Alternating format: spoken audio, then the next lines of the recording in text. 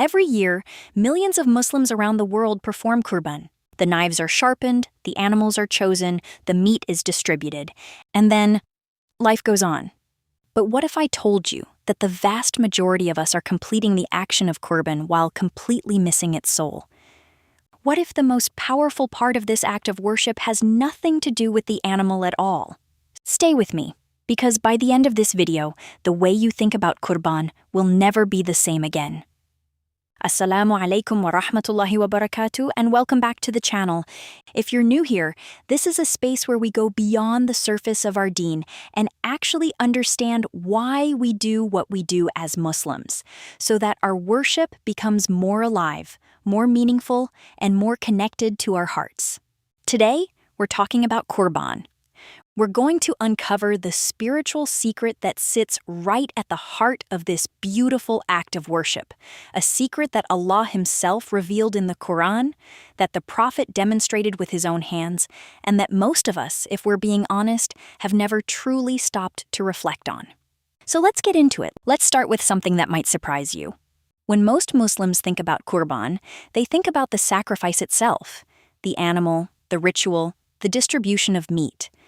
And yes, all of that matters, but Allah, in His infinite wisdom, gave us the answer to the real purpose of Qurban in one short, stunning verse. In Surah al-Hajj, verse 37, Allah says, "And pay close attention to these words. Their meat will not reach Allah, nor will their blood, but what reaches Him is taqwa from you." Read that again. Allah is telling us directly, with no room for misunderstanding, the animal is not the point.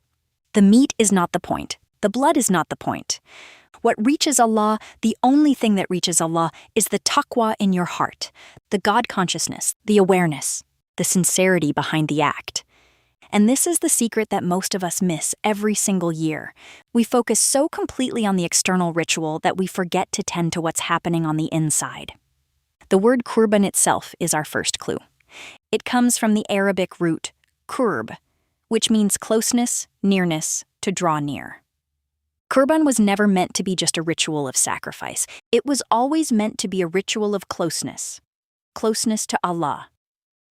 The entire point of slaughtering the animal is not the slaughter. It is what the slaughter does to you inside if you let it. It is meant to strip away your attachment to the dunya, to remind you that everything you own, your money, your comfort, the things you love, are ultimately in the hands of Allah. And you give willingly because He asked you to. Now, to understand the full depth of what Qurban is asking of us spiritually, we need to go back to the moment it began. We need to go back to Prophet Ibrahim alayhi salam, standing in the desert, holding a knife over his own son. Because here is where the real spiritual lesson lives. And it's one that goes much deeper than obedience. When Allah commanded Ibrahim to sacrifice his son Ismail, He wasn't testing his willingness to kill. He was testing something far more profound. He was asking Ibrahim, what is your heart truly attached to? What sits on the throne of your life, your love for your child or your love for me? Allah describes the moment in Surah As-Safat. And when he reached the age of working with him, Ibrahim said, "O my dear son, I have seen in a dream that I must sacrifice you.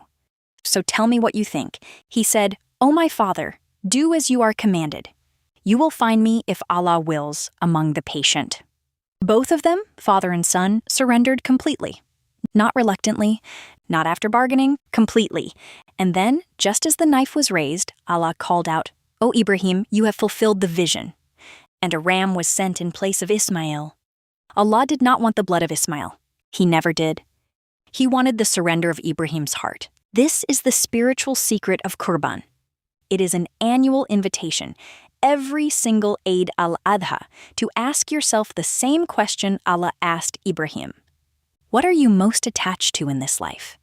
What would be hardest for you to let go of for the sake of Allah? Your money? Your career, your status, your comfort, your ego? Because Qurban, at its deepest level, is not about an animal. It is about your internal Ibrahim moment, the moment you look at what you love most in this dunya and choose Allah over it, willingly, with an open heart. The Prophet Muhammad understood this completely, and he demonstrated it in a way that most of us have never heard about. There is a beautiful hadith recorded in Musnad Ahmad that tells us the Prophet would offer not one but two Qurbans, one for himself and this is what makes it extraordinary, on behalf of every single member of his ummah who could not afford to sacrifice. He said in the words of the narration that this second sacrifice was for those among his people who could not offer one themselves. Think about what that means.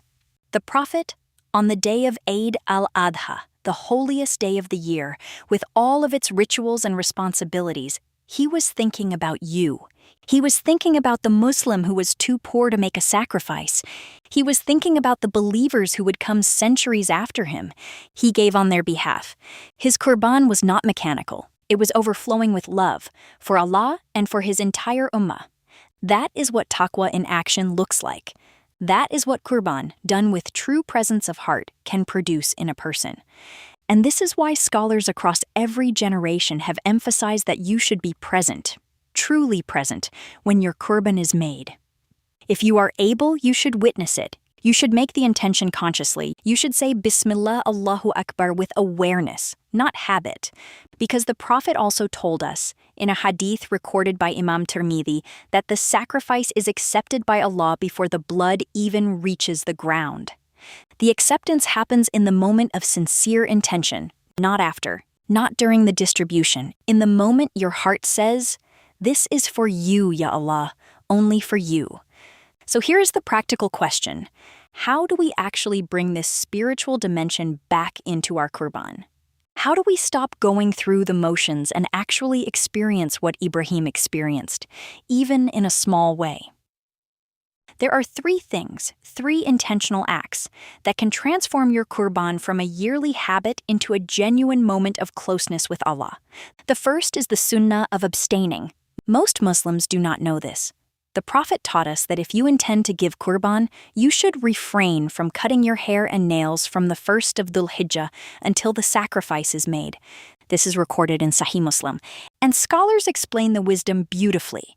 By refraining from cutting your hair and nails, you enter a state that mirrors the pilgrims in Makkah. You are spiritually aligned with the Hajjis, the people standing on the plain of Arafat in Iram, weeping to Allah. Even if you are sitting at home in your city, this small act connects your heart to the greatest days of the Islamic year. It is a daily physical reminder that these are sacred days and you are in a state of intentional worship. The second is the act of giving from what you love. There is a verse in Surah Al-Imran, verse 92, that cuts straight to the heart.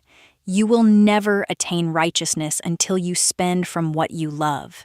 And what is fascinating in the Arabic is the word used, lan, which doesn't mean you will not. It means you will never ever attain taqwa, attain that nearness to Allah, until you spend from the things that are precious to you. So when the days of Qurban come, ask yourself honestly, is this sacrifice costing me something that I truly love? Or have I selected the cheapest option because I want to tick the box? The external act is the same either way, but the spiritual weight is worlds apart. The third, and perhaps the most important, is the renewal of intention. Before your Qurban is made, sit quietly, even for 2 minutes. Put your phone down, and make a conscious, deliberate intention. Say in your heart, or out loud if you wish, Ya Allah, this Qurban is an act of worship for you alone. Not for tradition, not for show, not for the WhatsApp photos. For you, I am giving what I have worked for, what belongs to me, and I am returning it to you in obedience, in gratitude, and in love. This moment of conscious intention is what separates a ritual from worship, and it is completely free. It costs nothing except a few seconds of presence. We ask Allah, Al-Qarib, the one who is near, the one who is closer to us than our own jugular vein, to accept our Qurban this year and every year. We ask him to make our sacrifices not just external acts, but genuine moments of surrender, the way Ibrahim surrendered, the way Ismail surrendered, the way the Prophet gave with his whole heart for an ummah he had never even met. May Allah purify our intentions, fill our worship with taqwa, and draw us near to Him in these blessed days of Dhul Hijjah. Allahumma ameen.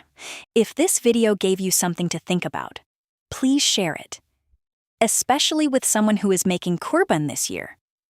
It might be the reminder that changes everything for them.